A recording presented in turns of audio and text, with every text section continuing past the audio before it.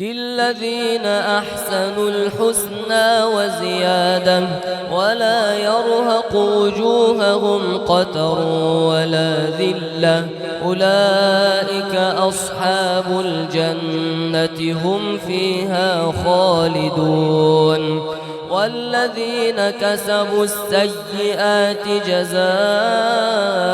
سيئة بمثلها وترهقهم ذلة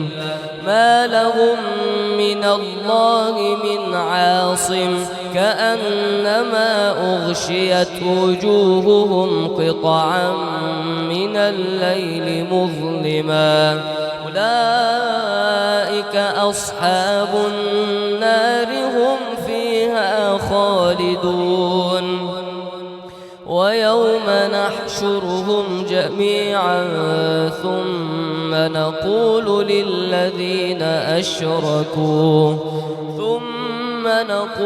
للذين أشركوا مكانكم أنتم وشركاؤكم فزيلنا بينهم وقال شركاؤهم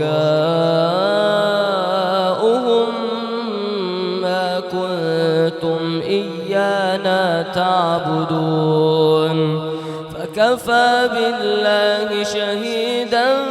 بيننا وبينكم إن كنا عن عبادتكم لغافلين هنالك تبلو كل نفس ما أسلفت وردوا إلى الله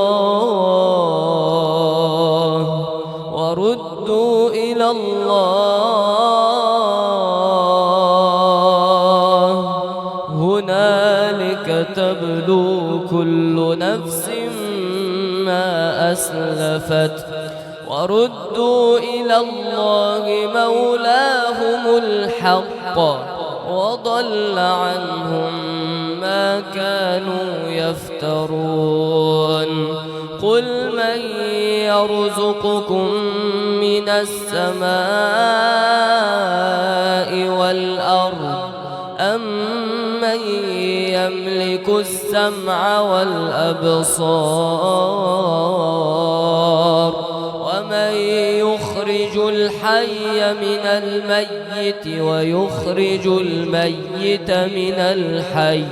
ومن يدبر الأمر فسيقولون الله فقل أفلا تتقون فذلكم الله ربكم الحق فماذا بعد الحق إلا الضلال فأنى تصرفون كذلك حقت كلمة ربك على الذين فسقوا أنهم لا يؤمنون